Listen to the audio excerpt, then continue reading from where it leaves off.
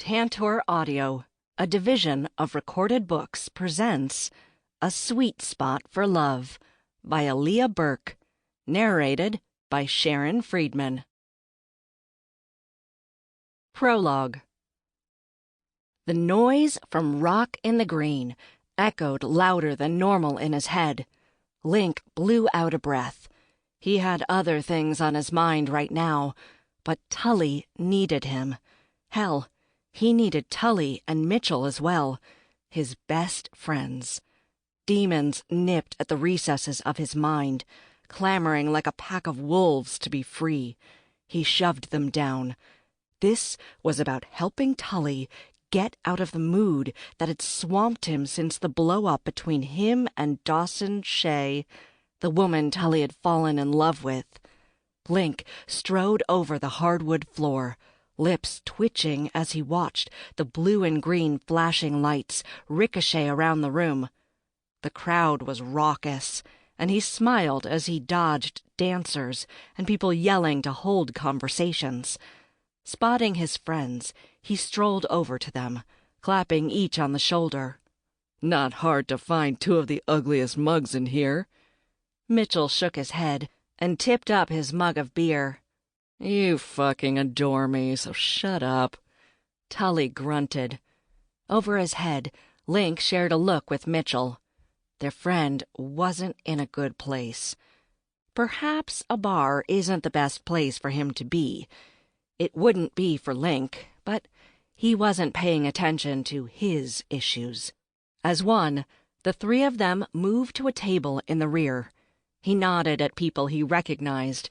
Without speaking, he and Mitchell sat on either side of Tully. They waited. There wasn't any conversation between the three of them. Linc didn't push. Tully would speak when he was ready. Not more than 5 minutes had passed before Tully heaved out a groan, then launched into a frustrated and dejected tirade. Listening to Tully gripe about the woman he was head over heels for, Linc drained the rest of his drink. Mitchell glanced at him and jerked his chin at the empty mugs on the table. Without a word, Linc rose and went to the bar. As he waited for their drinks, he scanned this side of the bar, his breath sharpening when he spied Dawson Shea sitting with her group of friends. She was a beautiful woman, and he could see the spark that Tully never shut up about. Her personality just pulled people to her. The women were laughing and enjoying their time. "Here you go, Linc." "Thanks, Thad. Put it on my tab, please." He reached for the 6 mugs of beer. "You got it, boss." A 2-fingered salute, and Thad moved to help the next person at the bar. Making sure he had good grips on the handles, he lifted them, 3 in each hand. He took the longer way around and opted to pass closer to Dawson and her group. He knew all of them except one, Emma Henricksen. She sat perched on a tall bar chair, her hair drawn away from her heart-shaped face in a French braid. Compared to most of the other women, her makeup was light. God, she's stunning. He struggled to ignore the pull to her.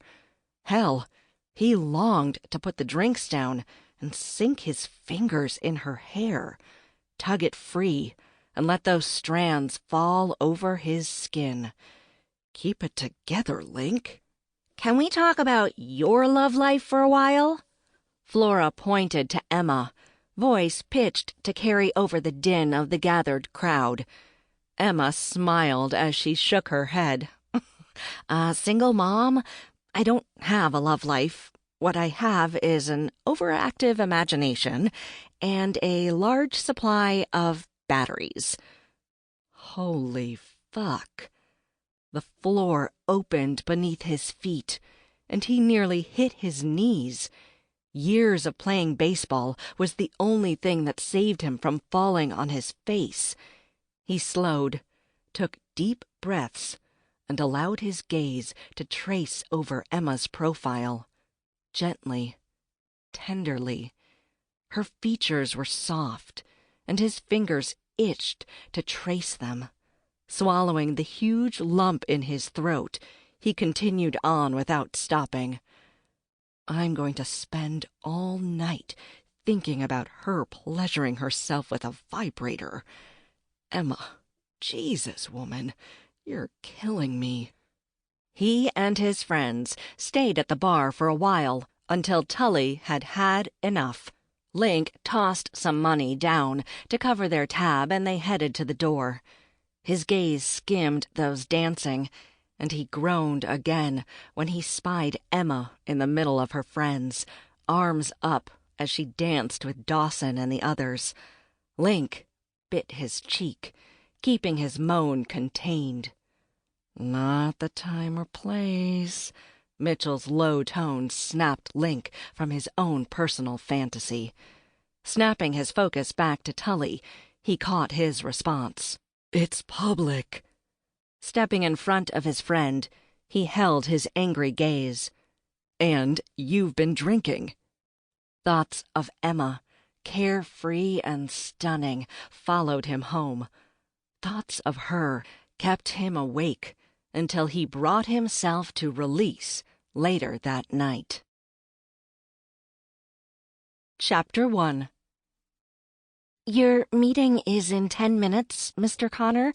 Mr. Stevenson said he will call you then. Franklin Linc Conner paused mid-stride and leaned to peer at the woman at her desk. She stared at him as she fiddled with the mug by her right hand. The air held a hint of the lemon cleaner that had been used on the floors in the midday cleaning. Linc is fine, Ms. Yander. He didn't want the center to become a place of strict formality. Respect? Definitely. But in the end, this was a community center, not a corporate office.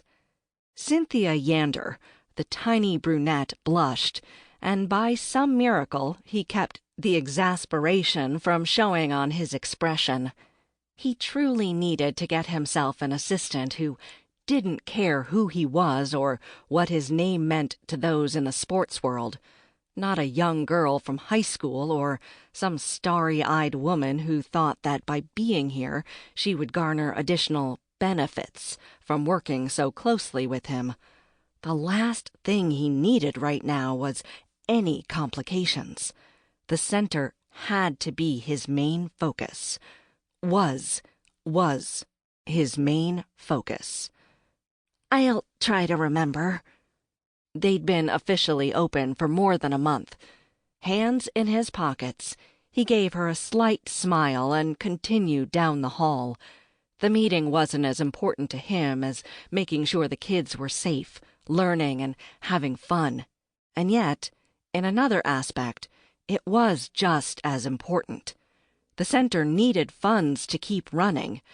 Not that he was strapped for money, because he wasn't. However, he wasn't foolish enough to ignore that investors could provide more options and opportunities. He peeked in the rooms with current activities and smiled at the hunger in the expressions on those gathered.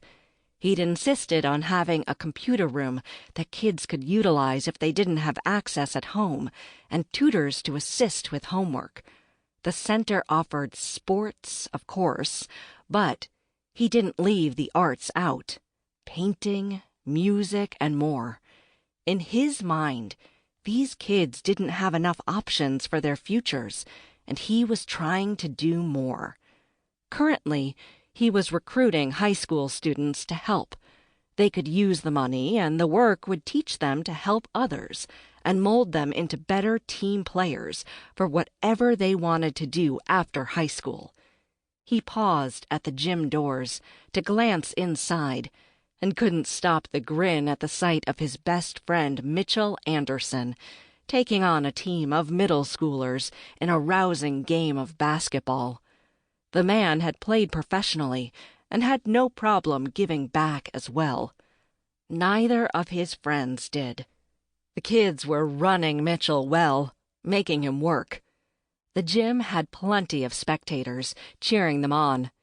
Mitchell was going to be busy for a while. His friend glanced up in his direction and gave him a brief nod. Even not being on the court in a professional capacity any longer, there was no denying the man's skill. With a quick check of the time, he headed out to the backfield. The blue sky above was dotted with a few white fluffy clouds and some soaring birds, and the day was beautiful. The gentle breeze brought with it the clean mountain air. Beyond the batting cages, there was a football field with a track, as well as a baseball field. The track had some runners on it, but what caught his attention was the young girl hanging out, practically spying on the kids in the batting cages. He'd seen her a few times, but wasn't sure who she was. His phone rang, and he touched his left ear to accept the call. "Mr. Stevenson, I appreciate you taking the time to speak with me." "My pleasure." The man's booming Texas twang filled his ears. Linc could picture him with a large white Stetson on his head as the man rocked in his high-backed leather chair, suit smooth and devoid of any and all wrinkles, one of those bolo neckties on. Handlebar mustache? No, probably a full one. The man continued. "I looked over your proposal, and I'm impressed. Whoever wrote it outlined the key points with clarity." Linc bristled but didn't respond. He was used to people assuming he had no brain because he played sports and because he wasn't white. He swung his gaze to the girl again. She was mimicking the batters, their stances, how they held the bat, all of it. Impressive. Unfortunately, also concerning, 'cause he didn't see any adult or older child with her. His protective instincts kicked in. "My best man did it. I'm extremely interested in coming out for a visit to see your place." What the fuck? He stumbled over his feet and quickly straightened up, glancing around to see if anyone had seen. Nope, he was in the clear. "You want to come here?" He'd not made any contingencies for that scenario. "Yes, my wife and I are coming. I've made reservations at your town's hotel. We can do business face to face, like I prefer. Never been a fan of doing it this way, over the phone. I need to look a man in the eye and shake his hand." Well, shit. "I'll make sure I have some time set aside if you can send me your itinerary when you're in town." He laughed. "Wonderful. Can't wait to watch you with the kids." "Yes, sir." Despite his worry and concern for the visit, he continued to watch the girl. She didn't appear to be out of sorts, just shy, like a lot of the children who came to the center. That was one of the reasons he'd started it, to help girls like her, and boys, find friends. Get a network of those they could trust around them. "Like I mentioned, I'm bringing my wife. I do value commitment. Hadn't heard you were married, but you got a little lady? Might be good. Meet. What do you think?" "Absolutely. Sounds like a great idea," Linc said, without thought, as the girl swung her imaginary bat and turned a complete circle. His lips twitched as he wholeheartedly approved of her enthusiasm. He'd not heard at all what the man had said. Normally focused during a call like this, today he was distracted. She had spunk. That was certain. With a little bit of guidance, this girl would be well on her way to playing ball, assuming she could handle the ball flying at her head. It wasn't something everyone took to. Hell, boy or girl, you had to have a certain mettle to not flinch at a ball careening toward your face. "Wonderful. I do value commitment. See you then." Bye, Mr. Stevenson." He ended the call as he headed in her direction. He wanted the kids supervised so nothing could happen to them, knowing firsthand how it could, even in small-town USA. The fact that no one seemed to know this girl was out here alone didn't sit well with him. "Hey," he said to her, pausing a few feet away. Linc didn't want to freak her out. He wasn't a small man, and she didn't know him. At least, he didn't think she did.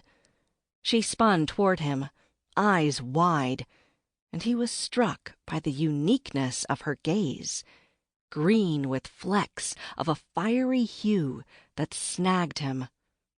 "I'm Linc." He touched his hand to his chest. She nodded, but still didn't speak. Her high pigtails moved in time with her nod. "Did you want to go down to the cages? Bat some balls?" Her gaze moved over him a few times before landing ever so briefly on the practice, then returned to him. All she gave him was a shoulder shrug. "You do know that you're allowed to participate, if you want to, right?" He hoped that no one was being made to feel excluded, because that was not what he wanted to create here. I won't fucking stand for it. Another shoulder shrug. "I'd prefer you be where someone can see you and keep an eye on you. How about you sit with me over there, and we can watch it together, if you don't want to take any swings." She rubbed her shoe into the ground, and he hid his smile. Her checkered jeans and black shirt just added to the adorable vibe. He also admired her caution. "Come on," he said, gesturing to the larger gathering of children. The quiet child didn't say a single thing to him, but she headed in the direction he'd pointed at, keeping some distance between them. As they strode into view, a few kids called out greetings to him, but only one said anything to the girl. "Hey, Greer!" A young boy waved at her, showing off his missing tooth. Her responding wave wasn't nearly as enthusiastic, but it was something. And now he had a name. "She would like to bat as well." Holding the gaze of one of the older boys, Linc arched an eyebrow at him. "Of course. She can bat after Howard finishes his turn. Carly can get you outfitted with a bat and helmet, Greer." Brandon was the captain of the high school baseball team, and in exchange for some additional time on the field and Linc's advice, he was working with Linc and the kids. It was paying off. The young man had grown and improved his team handling skills as well as his attitude. With a nod of thanks, Linc stepped back and watched as Brandon got everyone working as a smooth unit, issuing orders like it was second nature to him. After high-fiving some of the kids hanging around, Linc waited to watch Greer. Carly helped her with the stance and how to choke up on the bat. His heart swelled with pride. This entire place was his baby, and he'd poured a lot into it, but needed more to implement the other things he wanted to do. But baseball, well, that was his sport. He perked up at the second swing from Greer. He hadn't been wrong, and she had no problem with the ball coming toward her head. This wasn't T-ball. They were getting low, slow balls lobbed in their direction. She had raw talent, and he thought about the baseball team they would be starting soon. Perhaps she would like to be part of that. His phone rang, and he touched his ear once more to answer. "Linc?" "Mr. Conner, there is someone here asking for you, a Mr. Harper?" "I'll be right in." Mr. Harper was one of the men he'd approached about being an investor, but the man hadn't wanted to be involved, despite the fact his son was here almost every day utilizing the facility. Do not punish the son for the sins of the father. His own father's words rang in his mind, and he took a deep breath as he thanked Miss Yander and ended the call. With a final glance in Greer's direction, he caught Brandon's gaze and gave a pointed look at the little girl, so he would know to keep an eye on her. Then he returned to the main building. Mr. Harper was a dour-faced man who loved to use his family's money to get what he wanted in town. When Linc had been growing up, the man had never failed to try and make him feel like less because of who he was, for no other reason than because his father hadn't had tons of money, and Linc had worn a lot of second-hand clothes. Amazing what I will overlook to make sure my center has what it needs. Good afternoon, Mr. Harper. You wish to see me? How can I be of assistance? I want to talk to you about the baseball team. The high school team? He shook his head. I can't help you because I have nothing to do with that. He had made sure he wouldn't have anything to do with the school team. He had complete faith in the coach, the same man who had gotten him well on his way to the majors. The man crossed his arms and rocked on his heels. I heard you were starting some teams for the center. We are, by age grouping. The center was growing fast and getting in people from other towns. He had to do what he could to make it fair to those playing. I want Matt as the captain of his age group. Linc paused and tried to control the anger that surged through him like a living flame. Tried. It didn't spill free, but he sure as hell wasn't in a good headspace now. Are you walking into my center and demanding what I do? He crossed his arms and looked down at the man in front of him. When he'd been small, Mr. Harper had come off as an imposing man. Not so anymore. Linc towered over him by more than a few inches, and what used to be muscle on Mr. Harper was now pudge. That's not how things work here. The boy or girl who is honored enough to wear the title captain is picked by their teammates, not me. He deserves this. The man glared up at him. I don't care what you think he deserves, Mr. Harper. That's not how I run things. Everyone has a fair shot. A scoff. Is this because I wouldn't invest in your business, or because of things when you were growing up? Across the room, he spied Mitchell step into view, toweling off his face. His best friend gave him a raised eyebrow, and he responded with a minute headshake. He was okay. Didn't need the man to come back him up, even if Mitchell would be right there, if necessary. Neither of those things have anything to do with this, Mr. Harper. Unlike you, I don't hold grudges. I asked you about an investment opportunity, and you declined. It's your money and your right to do what you want with it. I didn't want your reasons then, and I don't care about them now. My reason for doing what I am doing is because that's how things are done here. This place is about equality for all the children who step through the door, not just for those whose parents think they can buy them a position. Good day. Walking off before he punched the fucker, he went across the floor to Mitchell. How's it going? Mitchell draped the towel around his neck before tunneling his fingers through unruly blonde hair. Coming along. How was the game? The former pro player groaned. I think I'm getting old. Linc laughed and smacked him on the back. You are. That earned him a glare. Just as old as you are. Yeah, but my bones aren't creaking like yours. He grunted. Don't remind me. You sure you're okay? Mr. Harper doesn't seem happy. Linc rolled his eyes. He's not.